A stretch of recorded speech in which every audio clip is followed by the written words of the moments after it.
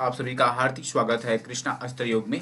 तो आज हम पढ़ने वाले हैं प्रश्नोपनिषद, जिसे हमने बनाया है पार्ट 2। इससे पहले आपने पढ़ा पार्ट 1।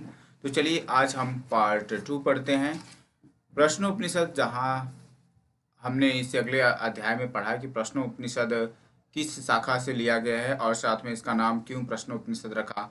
और जो इनके शिष्य हैं, 6 शिष्य 6 प्रश्न करते हैं, उन 6 प्रश्नों के बारे में हम फिर से रिवाइज करेंगे कि कौन से शिष्य ने कौन से प्रश्न को पूछा था और अपने गुरु के सामने रखा था। और गुरुदेव ने 1 वर्ष का जो समय मांगा और उन्होंने कहा कि मैं आप सभी को 1 वर्ष के बाद जब आप आएंगे तो यथासंभव मैं अपने ज्ञान के द्वारा मैं आपके मन में उठ रहे जिज्ञासाओं को शांत करने की कोशिश करूंगा। तो चलिए देखते हैं।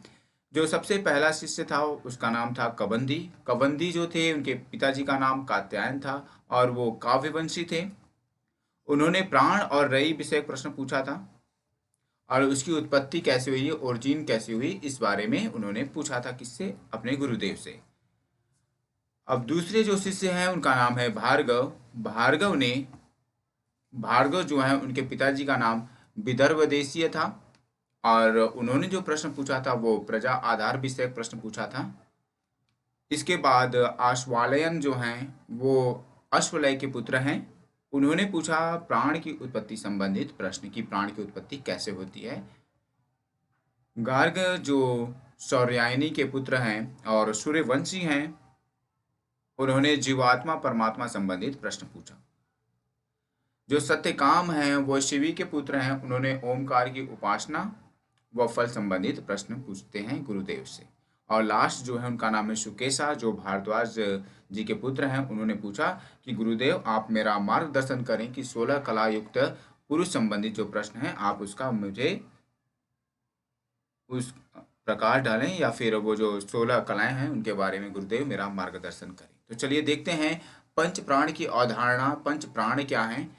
तो यहाँ पर आपको 3 कॉलम दिखाई दे रहे होंगे, जिसमें प्राण का विभाजन, इसके बाद स्थान या कार्य, उसका स्थान क्या है, कार्य क्या है, इसके बारे में, इसके बाद भौतिक जगत में प्रतीक, जो हमारा स्थूल जगत है जो तो उससे संबंधित बातें की जा रही है। तो उसके प्रतीक क्या हैं, सिंबल्स क्या हैं, इसके बारे में तो बता रहे हैं। सबसे पहले अपान। अपान प्राणवायु है। जैसे कि हम सभी जानते हैं कि हमारी बॉडी में 5 प्राण हैं।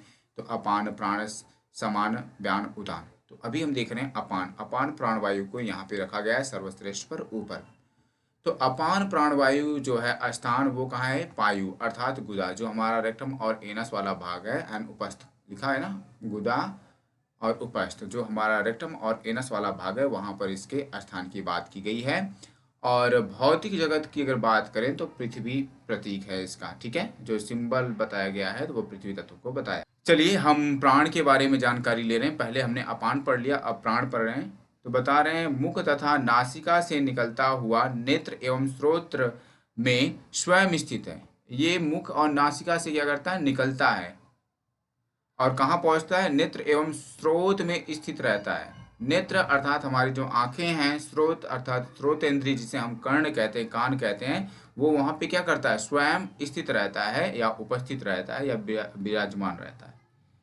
स्थान की बात करें तो शरीर के मध्य भाग प्राण अग्नि में हवन किए हुए अन्न को संपूर्ण शरीर में समभाव में पहुंचाता है। क्या बता रहे हैं? शरीर के मध्य भाग, जो हमारा शरीर का सेंटर वाला भाग है, प्राण अग्नि के हवन के लिए, ये जो प्राण है वो अग्नि के हवन के लिए, हमारे पेट की जो अग्नि है जिसे हम पाचाग्नि करते हैं, उसमें हवन क्या होगा? जो हम भोजन इत्यादि करते हैं वही तो हवन होगा। तो ये बता रहे हैं कि अन्न को संपूर्ण शरीर में समभाव में पहुंचाता है। हमारे शरीर को जितनी आवश्यकता है समानता के भाव में क्या करता है? पहुंचाने का कार्य करता है, ट्रांसपोर्टेशन का कार्य करता है। 7 ज्योतियों, अब बता रहे कि हमारी बॉडी में 7 ज्योति हैं। तो कौन सी 7 ज्योति हैं? तो बता रहे हैं 2 कान, 2 आंखें और दो आंखें हो गई। इसके बाद बता रहे हैं कि नाक, हमारी 2 नाक हैं, इसके बाद एक मुंह को जगाता है। क्या बता रहे हैं? जो हमारे 7 ज्योति हैं, कौन से? 2 आंख 2 ज्योति हो गई, 2 कान 4 ज्योति हो गई, इसके बाद आ गया नाक 2 6 ज्योति हो गई, और इसके बाद बता रहे हैं मुख, ये हमारा मुखमंडल जहाँ से हम भोजन अंदर लेते हैं, इसको मिला करके 7 बताया गया है। तो यहाँ पर अगर भौतिक प्रतीकों की बात करें, भौतिक जगत के जो प्रतीक हैं, तो इसमें आकाश भी प्रतीकात्मक रूप से है, पृथ्वी भी है, और स्वर्ग के बीच, आकाश, पृथ्वी और स्वर्ग के बीच, आकाश और पृथ्वी स्वर्ग के बीच में क्या है, इसका स्थान है, या भौतिक प्रतीक है, या फिर जगह कह सकते हैं, या फिर आपको जो भाषा समझ में आए आप उस भाषा में रख सकते हैं।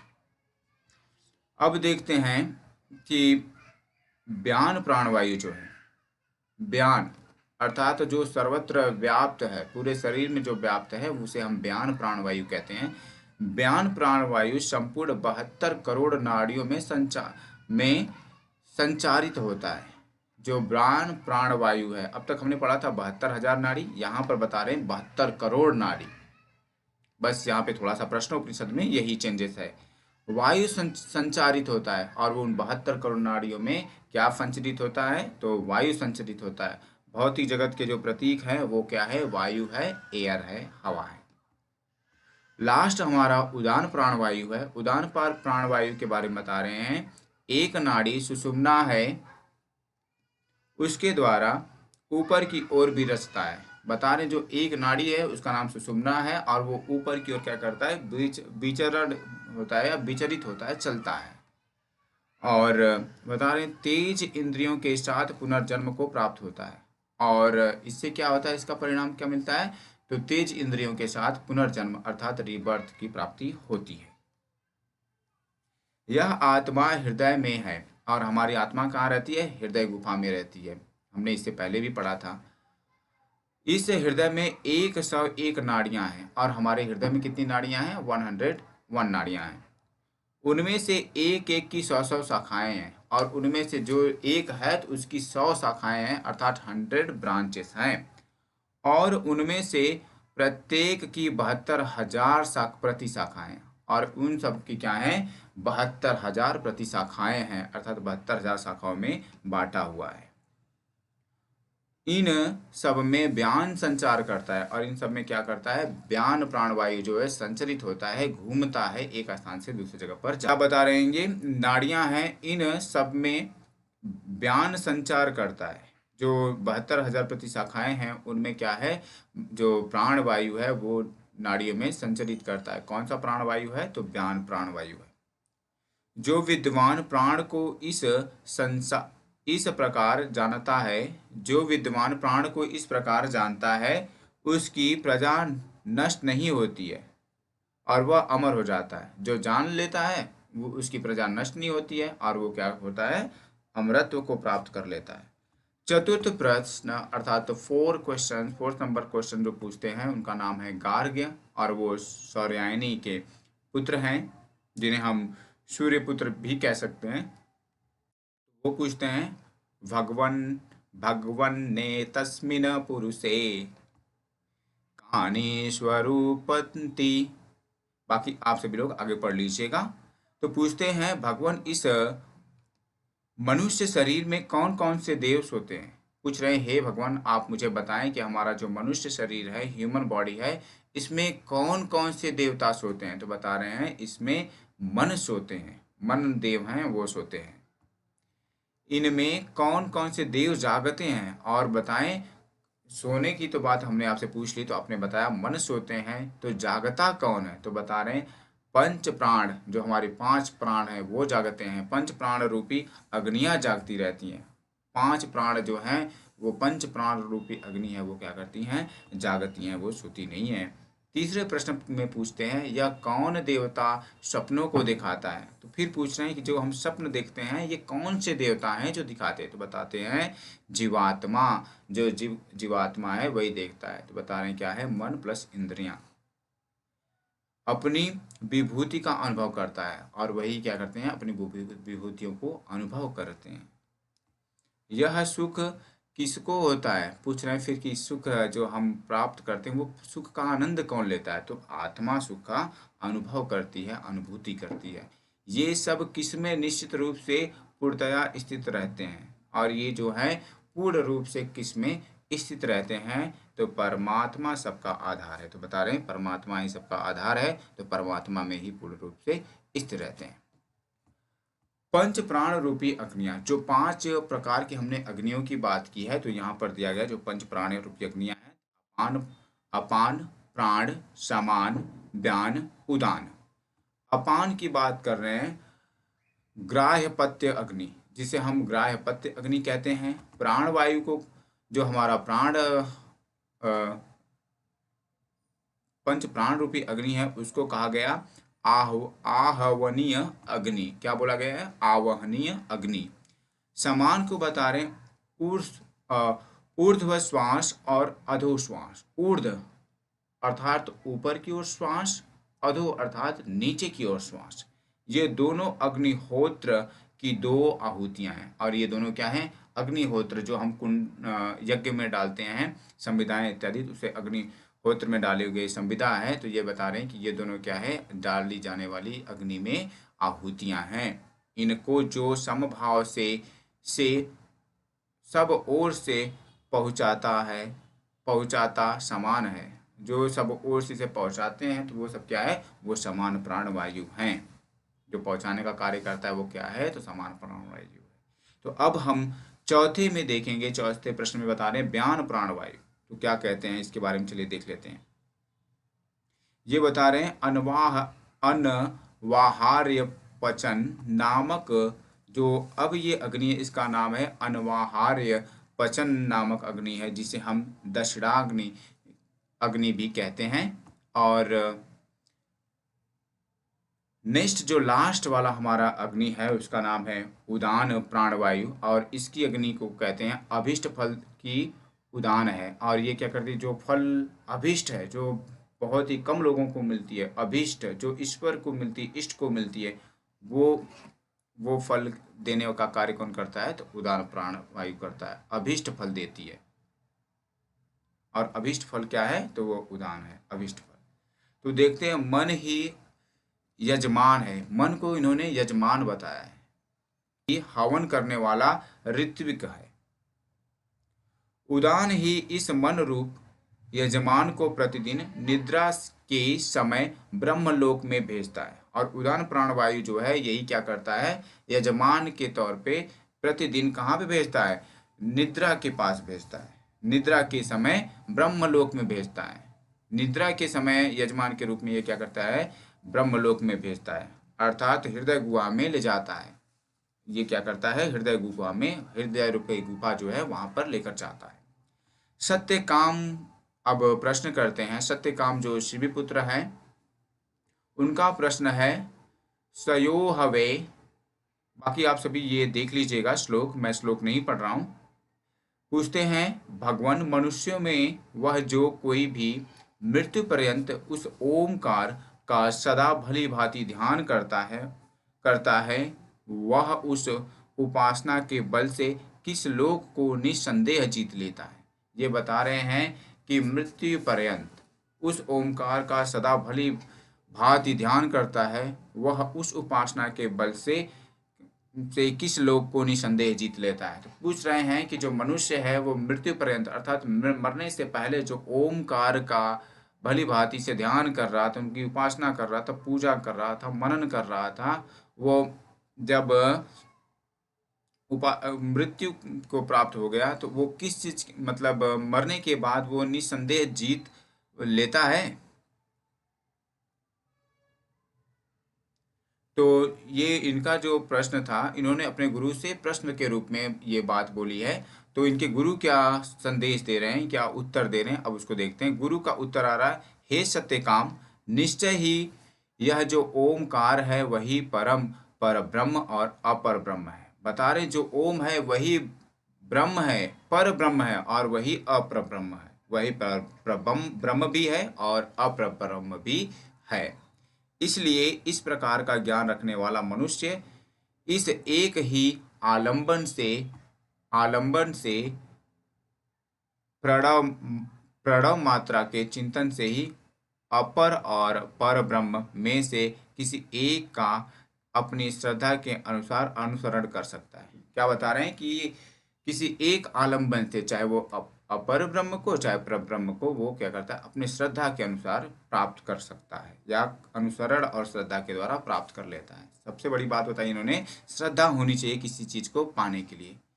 एक मात्रा वाले ओमकार का ध्यान, ये बता रहे एक मात्रा का जो वाला ध्यान है वो क्या है, अ है। तो देखिए अ के बारे में क्या बता रहे हैं, तो बताते हैं ऋचाओं द्वारा इस मनुष्य लोक पृथ्वी लोक में क्या बता रहे हैं, तप, ब्रह्मचर्य, श्रद्धा से संपन्न। सबसे पहले एक योगी को कैसा होना चाहिए, तपी होना चाहिए, सुख दुख हर परिस्थिति में समभाव वाला होना चाहिए, ब्रह्मचर्य वीर्य रक्षण करने वाला होना चाहिए, रज रक्षण करने वाली होनी चाहिए, और श्रद्धा से संपन्न, उसके अंदर श्रद्धा होना चाहिए किसी कार्य को करने के लिए। अगर वो किसी को भोजन दे रहा है या दे रही है तो उसमें भी श्रद्धा होना चाहिए। परमात्मा को पुष्प अर्पित कर रही है, पुष्पम समर्पयामि फलम समर्पयामि तोयम समर्पयामि, तो हर जगह पर समर्पण होना चाहिए। जितना झुका उतना ज़्यादा अच्छा परमात्मा के लोक में जाने का मार्ग प्रशस्त होगा। दो मंत्र वाले ओमकार का ध्यान, अब बता रहे हैं कि दो मंत्र का जो ओमकार है उसके बारे में बताना है। तो क्या है दो मंत्र का ओमकार, तो अ और उ। आप यहाँ पर अ और छोटा उ देख पा रहे होंगे। श्रुतियों द्वारा अंतरिक्ष में स्वर्ग लोक, लोक और चंद्रलोक बता रहे हैं, श्रुतियों के द्वारा अंतरिक्ष और स्वर्गलोक, स्वर्गलोक जिसे हम चंद्रलोक के नाम से भी जानते हैं।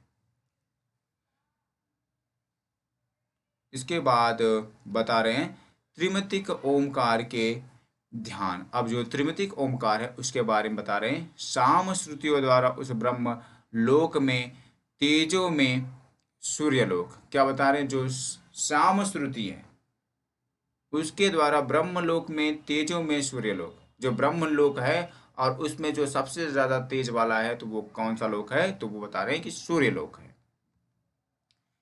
केवल ओमकार रूप आलंबन के द्वारा, अब बता रहे केवल सिर्फ एक आलंबर है, वो क्या होना चाहिए, ओमकार रूप आलंबन होना चाहिए। तो अब ये प्रश्न है कि उसके द्वारा क्या होगा, तो देखिए देखते हैं। परम लोक प्राप्ति बता रहे, जो परम लोक है, जो देवताओं का लोक है उसके बारे में बता रहे हैं, प्राप्ति अर्थात उसे प्राप्त कर सकते हैं परम लोक को। पुरुषोत्तम पर ब्रह्म प्राप्ति, और जो पुरुषोत्तम है, जो पर ब्रह्म है, उसकी प्राप्ति हो जाएगी। जो वह परम शांत, जरा रहित, मृत्यु रहित, भय रहित और श्रेष्ठ है। क्या बता रहे हैं, वह परम शांत, वो हमेशा शांत रहते हैं, जैसे भोलेनाथ क्या हैं, वो शांत रहते हैं। जरा रहित, उनके शरीर पर किंचित मात्र भी बुढ़ापे का कोई असर नहीं होता है। मृत्यु रहित, और वो मरते नहीं, अजर अमर नित्य शाश्वत पुरातन अजन्मा है। मृत्यु का भय बिल्कुल होता ही नहीं, क्योंकि वो अजेय है। अजेय विजय कुछ भी आप कह सकते हैं, मृत्यु पर विजय प्राप्त किया उन्होंने, इसलिए मृत्युंजय है। भय रहित, उनके अंदर किसी भी प्रकार का कोई फियर नहीं है, कोई डर नहीं है, और सर्वश्रेष्ठ हैं, और वही क्या है, सर्वोच्च हैं, सुपर पावर है। अब षष्ठ प्रश्न की बात की जा रही है, छठा प्रश्न है। तो छठा प्रश्न जो पूछते हैं तो उनका नाम क्या है, भारद्वाज पुत्र सुकेशा का प्रश्न। अब सुकेशा जी हैं, भारद्वाज उनके पिताजी का नाम है, तो वो पूछते हैं, चलिए देखते हैं क्या पूछ रहे हैं। षोडशकलम भारद्वाज पुरुषम वेत्तथ, जो भारद्वाज है उन्होंने क्या कहा, चलिए देखते हैं। भारद्वाज, क्या तू 16 कलाओं वाले, ये जो हैं वो पूछते हैं कि गुरुजी आप मुझे 16 कलाओं वाले पुरुष के बारे में कुछ जानकारी दें, कुछ मार्गदर्शन करें। तो चलिए देखते हैं 16 कलाओं के बारे में क्या बताया जा रहा है। सुकेशा से यह प्रश्न कौशल देश के राजकुमार हिरण्यनाभ ने पूछा था। जो सुकेशा हैं, सुकेशा जो भारद्वाज जी के पापा थे, पिताजी थे, उनसे प्रश्न पूछा था। कौन, कौशल देश के जो राजकुमार हुआ करते थे, उनका नाम था हिरण्यगर्भ, उन्होंने यह प्रश्न पूछा था। लेकिन सुकेशा उनके प्रश्न का उत्तर देने में असमर्थ थे। भारद्वाज जी के जो पिता थे उनका नाम सुकेशा था, वो क्या थे, असमर्थ थे, उनको इस प्रश्न का ज्ञान नहीं था, इसलिए वो बेचारे बता नहीं पाए थे। और ऋषि पिपलाद से वही प्रश्न पूछा, और जो भारद्वाज जी थे उनके पिताजी से जो प्रश्न पूछा था कौशल देश के राजकुमार हिरण्यनाभ ने, वही प्रश्न उन्होंने पिपलाद ऋषि जी से पूछा। तो पिपलाद गुरु जी जो हैं उन्होंने क्या बताया, अपने शिष्य को, तो वो बताते हैं 16 कला वाला पुरुष कहाँ रहता है, कौन है। उन्होंने पूछा कि इसके बारे में आप बताएं, और जो 16 कला वाला पुरुष है वो कहाँ रहता है, उसके निवास स्थान क्या है उसके बारे में भी बताएं, और वो कौन है उसके बारे में भी बताएं। अब महर्षि प्रहलाद जी उत्तर देते हैं प्रश्नोपनिषद में, कहते हैं महर्षि बोले, हे प्रिय। जो महर्षि हैं उन्होंने कहा ओ माय डियर, उन्होंने कहा हे प्रिय। प्रिय का मतलब क्या है, डियर, इंग्लिश में डियर कहते हैं। तो उन्होंने कहा हे प्रिय, यहाँ इस शरीर के भीतर ही वह पुरुष है। बता रहे हैं यहाँ कहीं जाने की जरूरत नहीं, यही है। कहाँ है, हमारे शरीर के भीतर है, हमारे शरीर के भीतर ही वह पुरुष है। वह पुरुष कहाँ है, हमारे शरीर के भीतर है, अर्थात हमारी आत्मा कहाँ निवास करती है, शरीर के अंदर निवास करती है, जिसमें ये 16 कलाएं प्रकट होती हैं। और उसी में क्या है, ये जो 16 कलाएं हैं प्रकट होती हैं। तो वह 16 कलाएं कौन सी, चलिए देखते हैं। प्राण, तेज, इंद्रिय समुदाय, मंत्र, श्रद्धा, जल, अग्नि, अन्न, कर्म, आकाश, पृथ्वी, वीर्य, लोको, वायु, मन, अंतःकरण। जो मन यहाँ पे बताया गया है, अंतःकरण, मन, बुद्धि, अहंकार, तीनों के समुच्चय को अंतःकरण कहते हैं। तप, तप अर्थात मैंने आप सभी को बताया था, तप अपने आप को तपाना, शीत, गर्मी, वर्षा, हर प्रत्येक स्थिति में अपने आप को उस योग्य बनाने का कार्य जो है वो तप की श्रेणी में आता है। योग इत्यादि के द्वारा अपने आप को भी तपाना, शास्त्र ज्ञान को भी अर्जित करना, ये भी एक प्रकार का तप है। नाम के को भी उन्होंने इस 16 कलाओं में एक स्थान दिया है। चलिए अब देखते हैं यहाँ पर क्या बता रहे हैं गुरुजी। जिस प्रकार ये नदियाँ समुद्र की ओर लक्ष्य करके जाती हैं, बता रही हैं कि ये नदियाँ क्या हैं, वो हमेशा अपने जल को लेकर कहाँ जाती हैं। नदियाँ हमेशा जल को लेकर के एक लक्ष्य, एक टारगेट बना करके समुद्र की ओर जाती हैं, समुद्र की ओर बहती हुई समुद्र को पाकर उसी में विलीन हो जाती हैं। और एक समय आता है नदियाँ मैदानी भाग से जाते जाते जाते जाते समुद्र के पास पहुंच जाती हैं और समुद्र में ही मिल जाती हैं। अगर मैं आपको एक छोटा सा कहानी सुनाऊं तो जल क्या है, एक बूंद ड्रॉप रहता है और उसी ड्रॉप से एक ग्लास या फिर एक तालाब पानी हो जाता है। और वही पानी के मिलने से धीरे धीरे देखा जाए तो एक नहर का निर्माण हो जाता है, और उन्हीं पानी से धीरे धीरे नदी का निर्माण हो जाता है, और वही नदियों का पानी समुद्र में जाकर के मिल जाते हैं। वही ड्रॉप, वही एक बूंद पानी काफी बड़ा एक समुद्र का निर्माण करती हैं, और उसमें अनेक प्रकार के जीव जंतुओं का निवास स्थान हो जाता है। जैसे हम धरती पर जीते हैं वैसे वो समुद्र में भी जीते हैं। विलीन हो जाती है, उसके नाम और रूप नष्ट हो जाते हैं। तो बता रहे हैं जब नदी समुद्र में मिल जाएगी तो उसका नाम भी नष्ट हो गया, उसका रूप भी नष्ट हो गया। फिर उनको समुद्र इस एक नाम से ही पुकारा जाता है। और बता रहे फिर कोई ये नहीं कहता नदी है, वो क्या कहते हैं, सारे लोग कहते हैं ये समुद्र है। ना कोई ये नहीं कहता कि पानी की बूंदें हैं, सारे लोग क्या कहते हैं, समुद्र का पानी है, समुद्र है। इसी प्रकार और इसी प्रकार और ये पूर्णतया देखने वाले इस परमेश्वर की ऊपर बताई हुई 16 कलाएं, जिनका परमाधार और परम गति पुरुष है। परमाधार जो है 16 कलाओं की, वो क्या है, 16 कलाएं जिनका परमाधार परम गति पुरुष है। 16 कलाओं का जो परम आधार है और परम गति जो है वो क्या है, पुरुष है। प्रलय काल में बता रहे, प्रलय काल में परम पुरुष परमात्मा को पाकर उन्हीं में विलीन हो जाती है। और जब प्रलय काल आता है तो पिता परमेश्वर को प्राप्त कर लेता है, और प्राप्ति करने के बाद उसी में क्या होता है, लय हो जाता है, विलय हो जाता है, या उसी में समाहित हो जाता है। तथा इन सब के पृथक पृथक नाम और रूप नष्ट हो जाते हैं, और इनके जो अलग अलग नाम हैं वो सारे नाम नष्ट हो जाते हैं। फिर उनको पुरुष इस नाम से ही पुकारा जाता है, और उनको फिर एक नाम, वो नाम क्या है, पुरुष नाम है। वही यह बता रहे हैं, वही यह कल्प रहित और अमर परमात्मा है। और वही क्या है, कल्प रहित है, अमर परमात्मा है, जो अजर है, नित्य है, शाश्वत है। अरा इव रथनाभौ कला अस्मिन् प्रतिष्ठताः वेद्यं पुरुषं वेद यथा मावो मनु य तं तं वै तं वेद्यं पुरुषं वेद यथमावो मृत्युः परिव्यथा इति। रथ बता रहे हैं, चलिए इसके भावार्थ को देखते हैं क्या कह रहे हैं।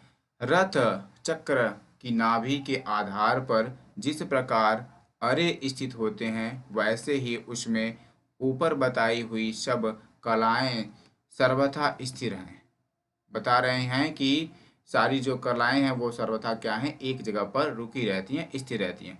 उसे जानने योग्य, यहाँ उस हो गया लेकिन यहाँ पर क्या लिखा है, उसे जानने योग्य सबके आधारभूत परम पुरुष परमेश्वर को जानना चाहिए। सभी के आधारभूत क्या हैं, ईश्वर हैं, जिसे हम परम पुरुष कहते हैं, उसी को जानना बहुत जरूरी है। जिससे हे मनुष्यों, यौम लोगों को मृत्यु दुख न हो सके, और जो यौम लोग हैं उन्हें मृत्यु और दुख ना हो, दुख न दे सकें, ताकि जो यौम लोग हैं उन्हें किसी भी प्रकार का मृत्यु ना हो, किसी प्रकार का दुख ना हो, या कोई इन्हें दुख ना मृत्यु ना दे, ये बात बताई गई है। तो चलिए बहुत बहुत धन्यवाद। आज हमारा प्रश्न उपनिषद समाप्त होता है। प्रश्न